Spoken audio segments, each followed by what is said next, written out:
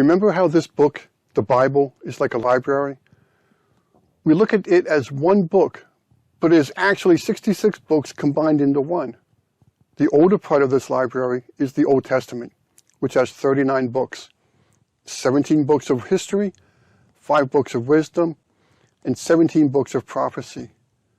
The newer portion, the New Testament, has 27 books. The first 4 are the Gospels, which tell us about Jesus being born, his life, death, and resurrection.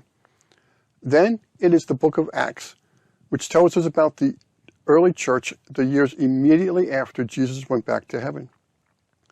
We now enter the portion of this library, the Bible, that are called the Epistles. An epistle is a letter, and the next 21 books after the book of Acts are epistles or letters.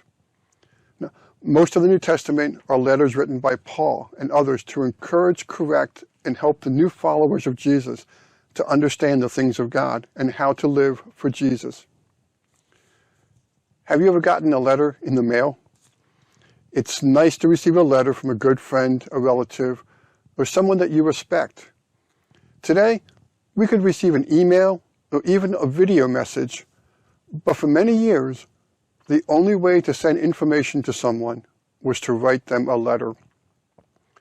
Each of the letters talk about different areas of following Jesus.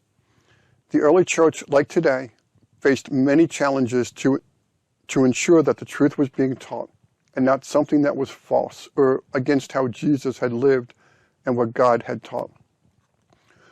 When a church would receive a letter, they would read it aloud as a group. For some churches, it might have been the sermon that was preached to those in attendance that day, or for a few days. Each of the letters were a little different. That is why there's so many of them. There was much to learn about the things of God and how we are to live for Him. Some of the letters taught the believers truths about God and salvation. Others taught them how to function as a church. And some letters pointed out that believers were sinning and needed to get things right. Each epistle is valuable for believers today. As we study the epistles, we will learn exactly how God wants us to treat one another and to serve Him.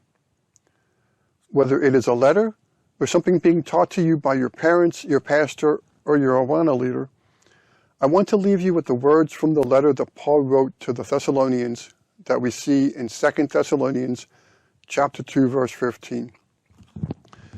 So then, brothers, stand firm and hold to the traditions that you were taught by us, either by our spoken word or by our letter. Read the letters that are assembled in this library of books called the Bible. And think, who can you write a letter to or encourage in the Lord this week?